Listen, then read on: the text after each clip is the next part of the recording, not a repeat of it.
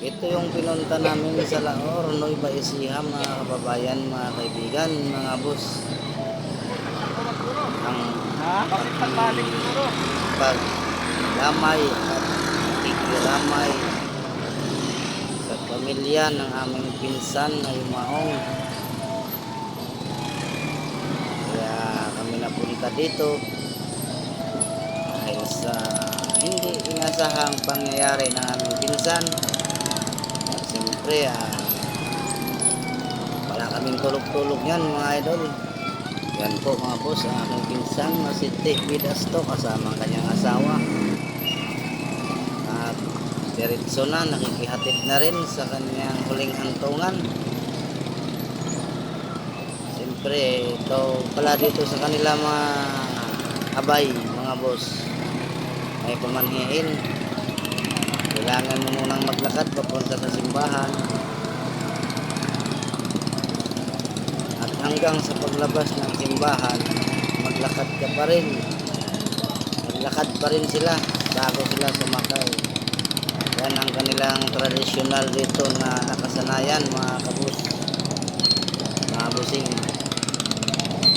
Medyo marami-rami din ang nakikihatid sa aming pinsan. Dahil enforcer din pala siya dito sa kanilang bayan. Tano din pala siya sa kanilang barangay at bukod pa diyan, members din pala siya sa couples ng kanilang simbahan dito. Kaya ganun karami ang mga taong nakikihatid sa kanya sa kanyang huling hantungan, mga boss, sa Laor, Nueva Ecija, mga boss.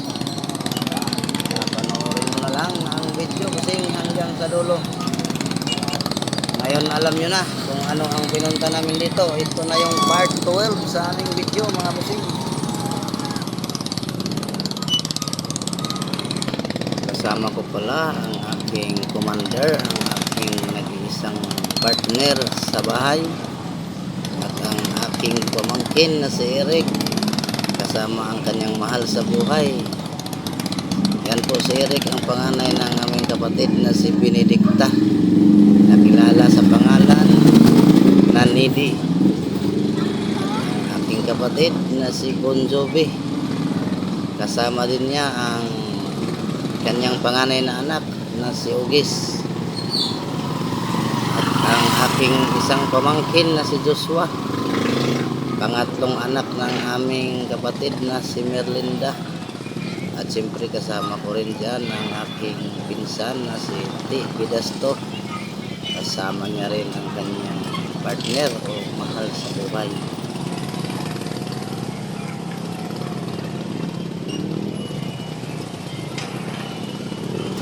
Bali 5 motor pala kami, mga busing, na nagsama-sama papunta dito sa kanilang lugar.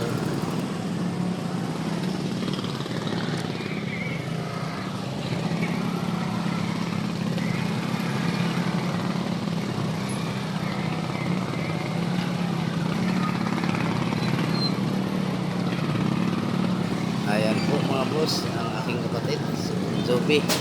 Kilala po yan dito sa Taguig, Bon Jovi.